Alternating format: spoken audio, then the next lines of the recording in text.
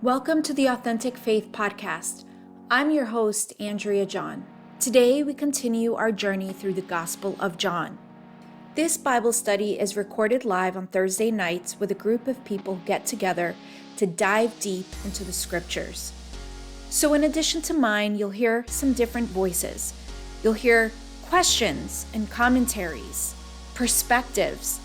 We don't all agree. We all bring something different to the table, but it lends itself to a conversation that goes deep and leads us further into the knowing and loving of Jesus Christ. Thank you so much for listening, because this adds to the conversation.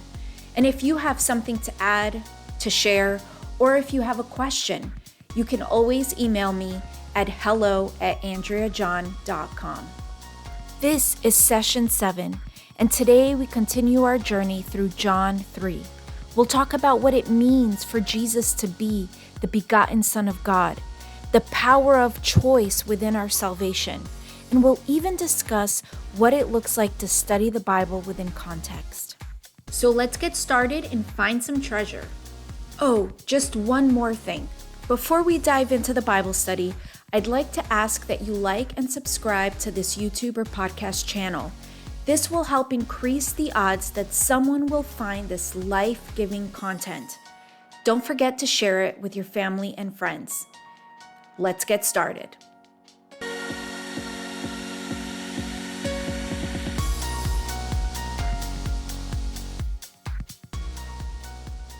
Okay, so last week we were going through John 3, and we kind of stopped around verse, kind of funny that we stopped around verse 16, like 16 to 18. So I wanted to start there. Obviously, John 3:16 is like, that oh so famous and popular verse that everyone is very familiar with. And what I'm going to do is I'm going to read it from the New English Translation. It's slightly different. So it's different enough where I feel like it almost causes you to stop and think, because sometimes, like, I know that verse by memory. It was one of the first Bible verses that I memorized when I was a kid. And when you memorize a verse, it almost becomes like white noise. You don't stop and think. So I'm going to read it from the NET, and it says, "For this is the way God loved the world. He gave his one and only Son, so that everyone who believes in him will not perish, but have eternal life." And I just want to kind of close the thought, and then we'll dive in and discuss. "For God did not send his Son into the world to condemn the world, but that the world should be saved through him. The one who believes in him is not condemned. The one who does not believe has been condemned already, because he has not believed in the name of the one and only Son of God." And then it's going to go into what judgment looks like, and we'll talk about that when we get there. One of the things that I found interesting when I was diving into John 3:16 is like this one says he gave his one and only Son. New American Standard says God so loved the world that he gave his only begotten Son. Who else's translation says begotten? Mm-hmm. Does yours, Dad? Nope. Yours doesn't. Okay, see, Nas does. So one of the things that I had learned is that in the original, that term begotten is kind of, there's some translators that use that word, and a lot of people have memorized it, because I even think it's in the King James, if I'm not mistaken. But begotten gives like a connotation to there being a metaphysical relationship, and Jesus was not God's actual Son in that way. So what I was reading is that the word that's used there in the Greek, it's kind of like saying it's a unique or like a one of a kind. So when we look at that, is Jesus is a unique child of God. And I thought that was interesting because we're all children of God, right? When you accept Jesus and you come into the family of God, you're a child of God, but Jesus is one of a kind. He's different. He's a child of God in a different way than we are. So I thought that was an interesting perspective. I don't know what you guys have on that. And then I saw that there was someone had used an example of Abraham and Isaac. That term is used with them as well. And we know that Isaac is not the only son of Abraham, but he was he was a one of a kind son. He was the one that had the promise of God attached to him. Yeah, because in the Jewish concept, the only son is saying like the messenger, Jesus was the messenger, and the messenger has to be kind of exactly the same image as the sender. That's kind of the connection in the Jewish concept. Yeah, I don't know where I had read too, like that term. I don't remember if it was in Hebrew or Greek, but that term was used like if it was your only son, someone only had one child, and that's the kind of the term that they would use. I like what you said, Dad. That was interesting too. And think about it. How many sons did God have? We can say we are his sons too, but how many sons did God have like Jesus? Zero, sorry, right? One. Well, like him, yes. Jesus, nobody else. Jesus, yeah. So it's unique, like the word you use, it is unique. Right. Yeah. So I had always thought, and the reason I bring that up, I guess, is because growing up with that word begotten, I had always thought, Mary's the mother and God's the father and the Holy Spirit came in and that's the begotten, begotten part. But that's not the intention behind it, and it could make a difference. Does a little bit to me, because it's kind of, I don't know, it does to me when I learn things like that. It just helps me understand spiritual things a little bit better. Can I say something about this, the one and only son? There's a word picture, and it happens to be on my study Bible, says something like this. In Hebrew, okay, Isaac is called Abraham's, and there's a word. Isaac was not Abraham's only son, but he was his one of a kind son, right? Like we are all God's sons and daughters, but Jesus is one of a kind. That's the meaning of the word. That's the focus. Yeah. Unique, again, it gives us a word in Greek, and it's unique. I'm saying it in English, but that's unicus. I don't know if that's how they spell it, but in Portuguese it would be único. Yeah. But they are unicus. Yeah, unique. It's unique, and it is unique. We cannot compare ourselves to Jesus. Yeah, there's always going to be a distinction between us being a child of God and him being a child of God. It's like not on the same plane. Yeah, it's not on the same level. Yes. The next one for me is kind of fun because I've been diving into this concept of judgments and judging and things like that since, I don't know, the summer or fall. So it says, verse 17, for God did not send his son into the world to condemn the world, but that the world should be saved through him. And then it goes on to say, the one who believes in him is not condemned. The one who does not believe has been condemned already because he has not believed in the name of the one and only Son of God. Instead of condemn, does anyone's translation say judge? No, ESV says condemn. See, NASB is lowering in my list of translations. Why? The NASB? NASB says judged. Oh, it does say judge. It does And say the NRSV, that China, is it, you like the NRSV, right? Mine. Yes, and mine says condemn, but I do have this one here, and it says judged. It's the NLT. NLT, yeah, NLT says judge too. I go to NLT a lot for readability, but that one's going down on my list. I'm like, now that I'm learning, I'm just like, okay, but it's good.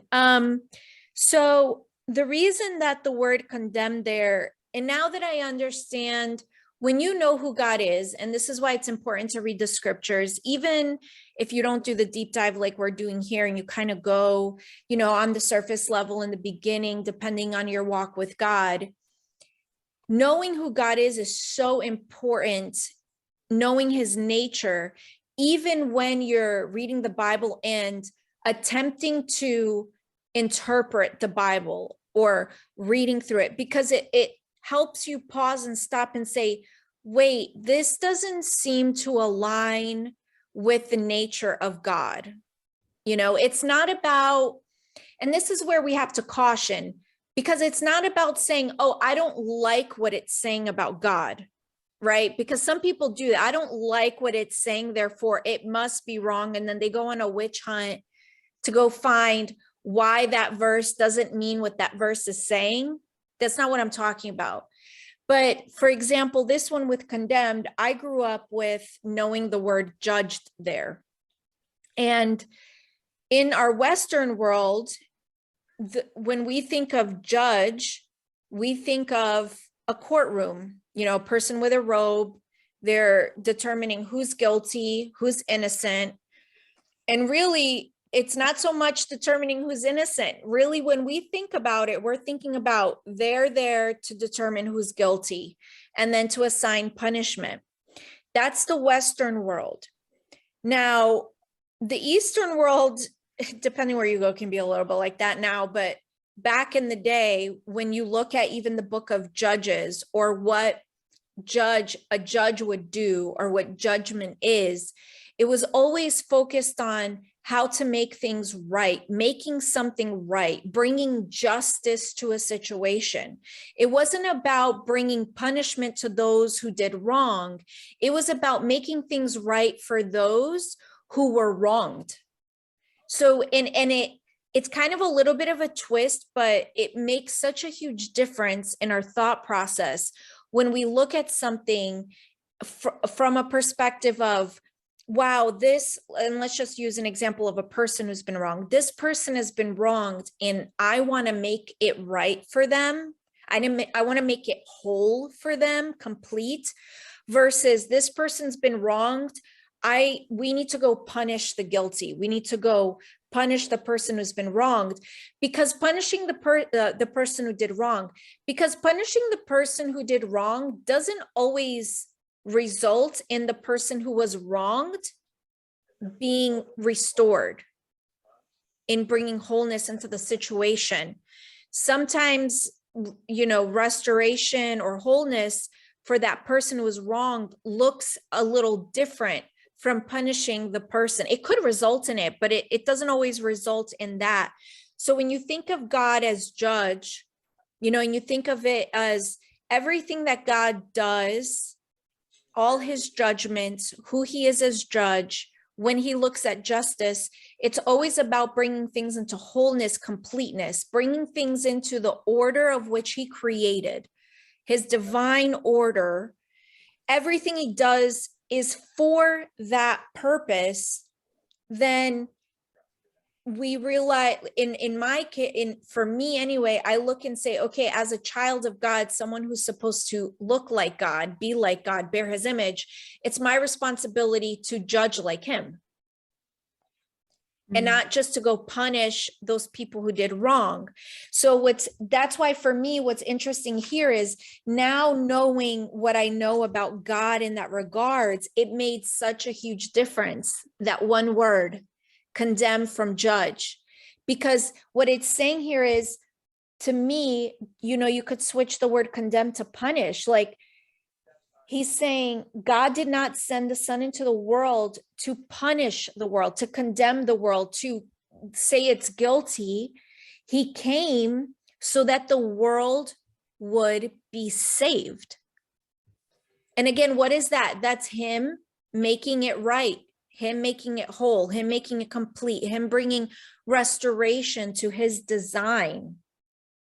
So I thought that whole concept was neat. Does anyone have anything they want to add around that?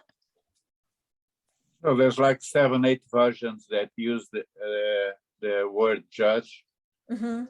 like the NASB uses. And again, this word, if you go on Strong's Concordance, it could be judged, it could be condemned, it could be called in question, it could be called punished, it could be said sentence to. So Yep. that's just a word. They all mean about the same. About They the mean same, yeah. the same. And I think it also depends on what type of, like, how you're defining the word, right? So the other day I was listening to a podcast and they had brought up the word judgment, and they're like, you know, a lot of times people use the word judgment as in deciphering, you know, right and wrong, like which way to go in terms of I'm making a judgment call, that type of thing. And I was like, that's not how I think of me personally. That's not how I think of the word judgment. To me, the word judgment has a negative connotation. It doesn't mean that's right. It just means, like, for some reason, I'm conditioned to have a negative view of that word judge and judgment for whatever reason, right or wrong. So I have to recognize that I have a filter with that word and I see it negative, but it doesn't always mean that it's negative. But again, God is a righteous judge. Mhm. What does a judge do? Well, Because he's making things right. Judgment. So it's not a bad word. It's Right. not a, you know, it should not make you feel, oh, this is a bad word, you know. Right. No, it's not a bad word. It's Sounds not, bad, but it is exactly. Exactly. not a And bad word. it's one of those things where I'm coming from the perspective of, I have this preconceived notion about the word because it tends to be as like we associate it with a courtroom and a judge saying someone's guilty and being punished. So then when I look at God, it doesn't translate well. But there's different ways to look at the word. So that's important too. Well, somebody's being judged in a bad way, but somebody's being judged in the right way. One will be set free, the other one in the courtroom, and the other one will be locked up, let's say, or put to Right. death. So it's still a But judgment. It's a It beautiful word. it is a judgment, but in our, for example, in our in American courtroom, the judge is not looking, the ultimate intention of the judge. I've sat in courtrooms way too many times in my life.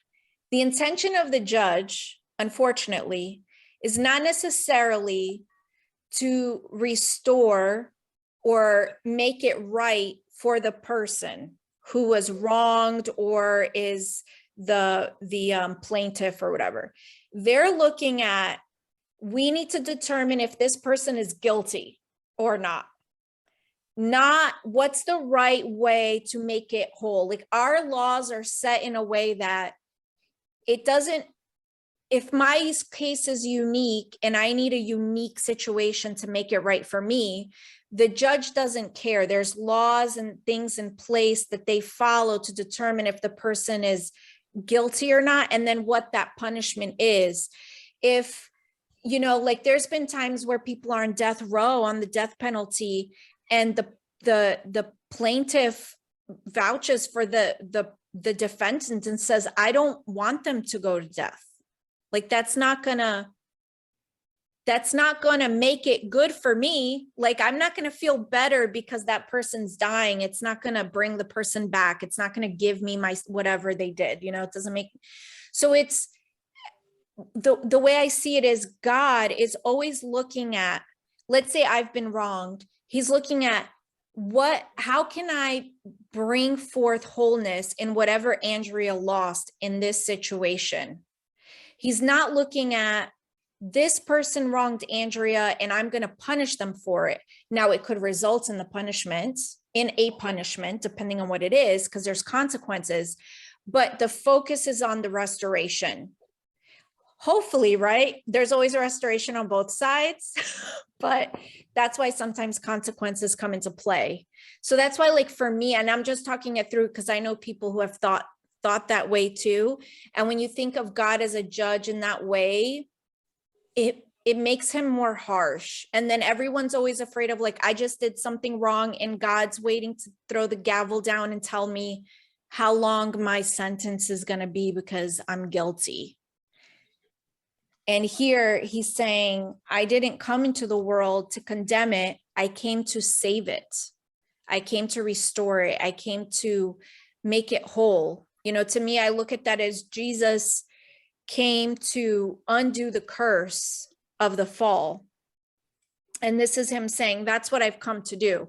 Obviously, the world is guilty.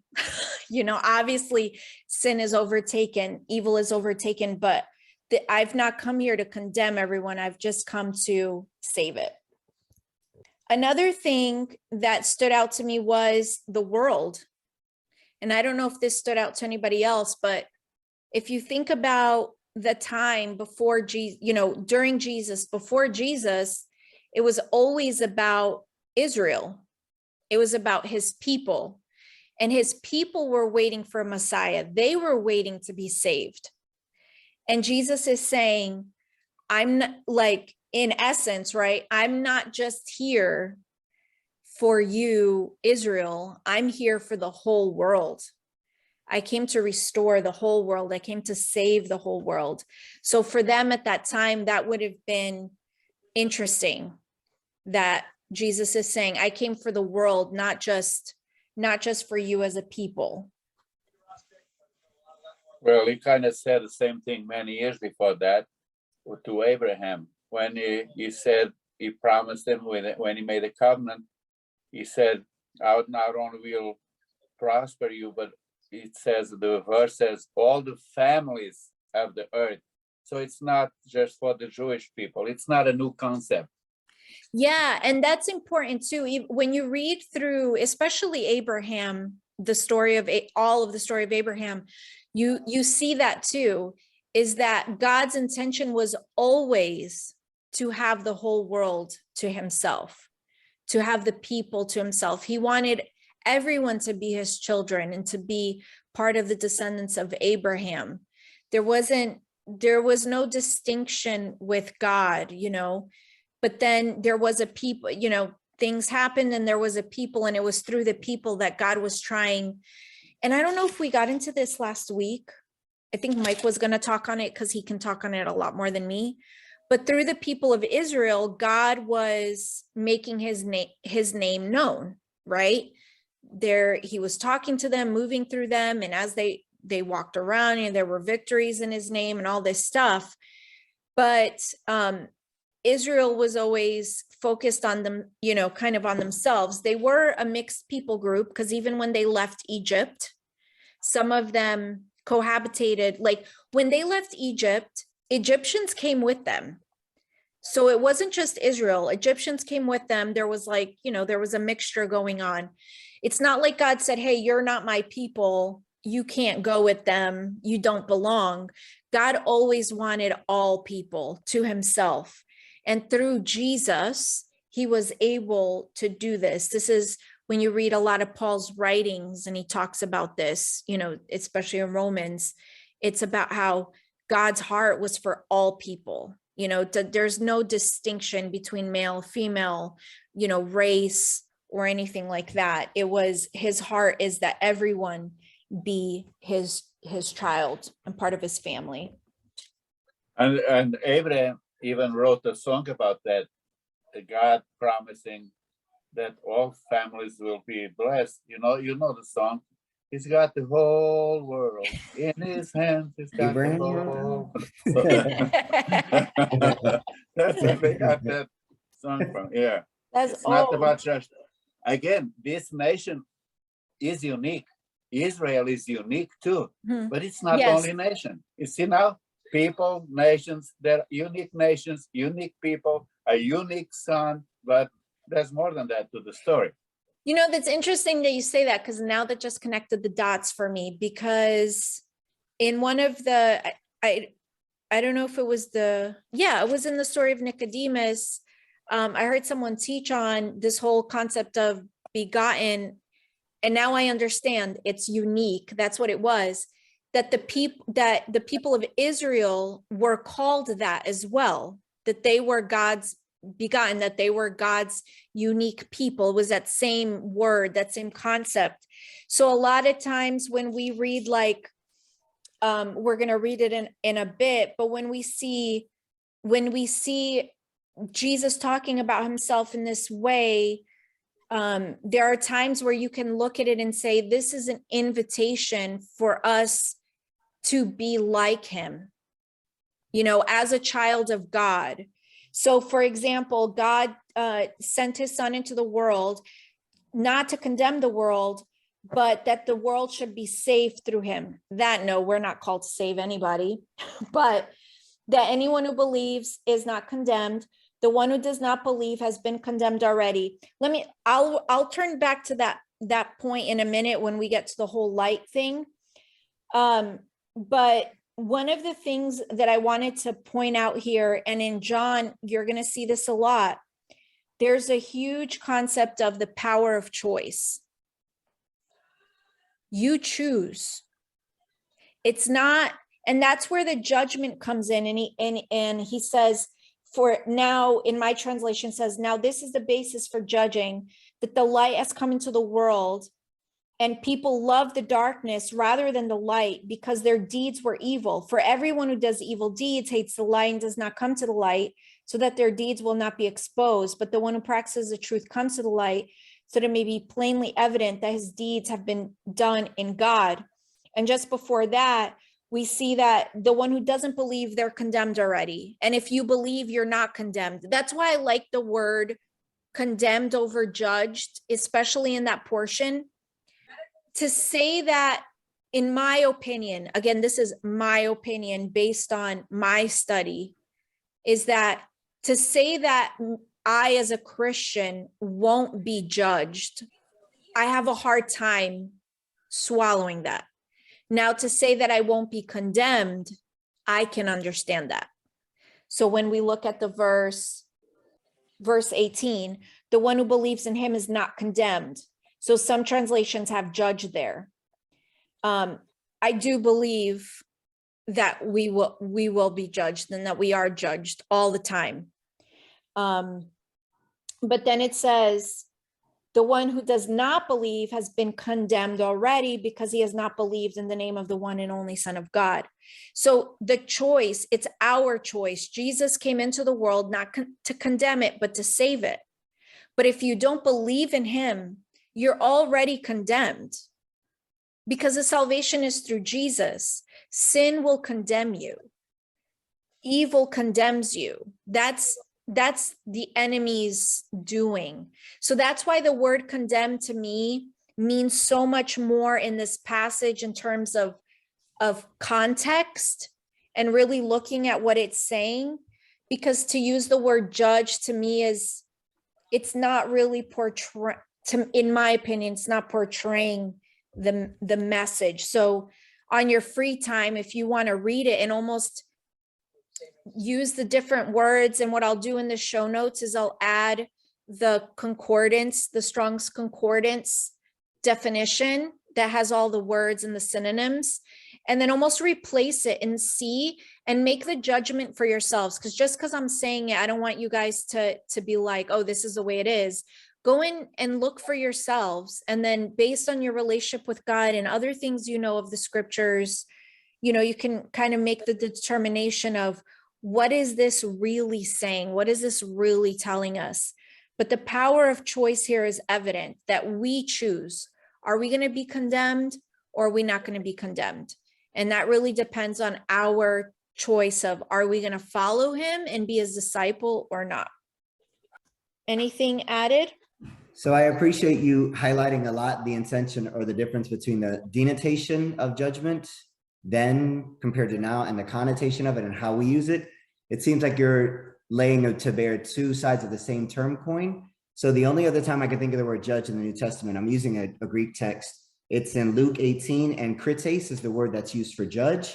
It's the same term used in John 3 all throughout. Krine, Chrisiste, Christe. So the same term is used whether we translate it judge or condemn.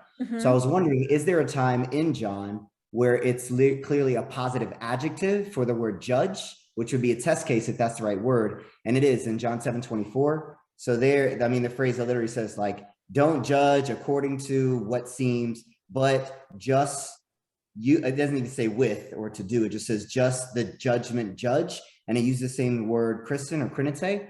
So you're right, that word all comes down to the context of what it's used, but in our minds, thousands of years removed, we tend to look at it a way that's more pejorative, but that's a good thing to be keen about in the text. It's the same Greek term used throughout, just like we would use a world of difference between a smart man and a smart aleck or a smart guy, like equivalent terms, but the connotation and denotation couldn't be further apart. I appreciate you highlighting that. Same Greek term though, all throughout, it's just forms of krine. Yeah. And that's what's tough is when we read scripture, the originals, right? Hebrew and Greek.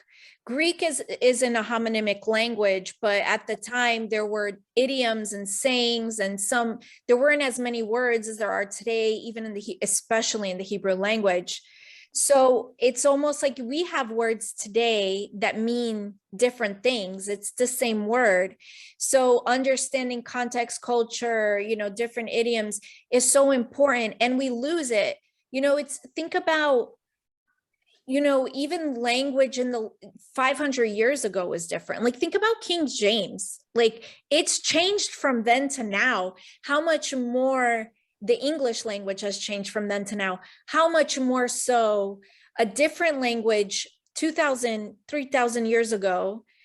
And on top of it, one that had so fewer words than we have today, right? It's a very poetic language. So it's important. Another great example of what you're saying, and even this homonymic situation comes with the whole concept of light. So I went like down this rabbit trail of the word light, because I knew that I had heard something about the word light and I couldn't remember what it was. I know that Revelation has something to do with it, but I was like, what was it? Because I don't like to just like talk, I like to go and look. So when I went to go and investigate in the Hebrew, the old Hebrew, okay, so all the way back then, even from the time of Genesis, that word light obviously can mean illumination, right? Like a light that brings light into a situation. But it can also mean order over chaos. So I was listening to different teachings from different people who were taking this concept and even applying it to Genesis 1, right? So we go to Genesis 1, and it talks about in the beginning that the earth was without shape and it was empty, and darkness was over the surface of the watery deep, but the Spirit of God was moving over the surface of the water. God said, let there be light, which when you look at that right off the bat, you say, oh yeah, the world was kind of in a chaos, and God said, let there be light, and there was light, and God saw that the light was good. So they used that and said, oh, he brought order into chaos. That's great. But then in the next verse, it says, so God separated the light from the darkness. God called the light day and the darkness night. And there was evening and there was morning, marking the first day. So to me, can it mean order over chaos in this case? Yeah, it can. Like, I'm one of those people, like I always say, I'm more of an and person than or. But if you read this in context, right, it's clearly talking about a separation between daytime and nighttime. Now, if you really go and look further, a few days later is when God actually makes the sun, the moon, the stars. So the night and the day came into it. It's hard to even imagine the night and the day came into existence before the sun and the moon and the stars. So I can see it, but there's still a separation of day and night. And then when you look at, I read someone say this and I thought it was brilliant. The end of Revelation. When you think about the times of Jesus, they didn't have necessarily the Old Testament like we do, right? Like they can reference. It was a lot of oral tradition. They memorized things. They had Torah and all that stuff. But to them, everything they were talking about, everything they were saying, you know, when you read Matthew, Mark, Luke, John, their concept was the text. So the words that John is using, right, or that Matthew's using, or that Mark is using, is always referring back to the text. It's referring back to the scriptures because that's the language that they spoke. If they have sayings, if they're quoting something, they're going back. So when I went and I looked at all of the different places that used that word light in the Old Testament, everywhere, okay, even Proverbs, it always refers to like an illumination for the most part, not in order over chaos. So the order over chaos, I can get my mind around, and I think it's pretty cool to know that. But then when I looked in context and I'm looking at, okay, how would these people have interpreted the word light? I don't think, based on my finding, that they would have viewed it as order over chaos. I think they would have seen it as illumination. What do you think? What does chaos really mean? I'm asking now. What's chaos? Out of When order? God created the world was in a chaos. Why? Why was it in a chaos? There was no order. Our presidency is in a chaos. Just because it's darkness is not a sign of chaos. Correct. Well, right now it's chaos here in Jersey. So how would you define chaos then? I don't know, because when I think about chaos, again, I could be wrong because I'm wrong many times. I think something really bad. I mean, a mess, Broken. destructive. That'd be a good way, like broken. Yeah, whatever. Mhm. Because So God didn't. Go ahead, Mark. The phrase in Genesis 1:2 is tohu vabohu, and it's a phrase that modern Israeli grandmothers will use if their grandson has a room that's just a complete hot mess. It just means like disarray. So I think in context, the term is because it's primordial to verse 3 when order becomes.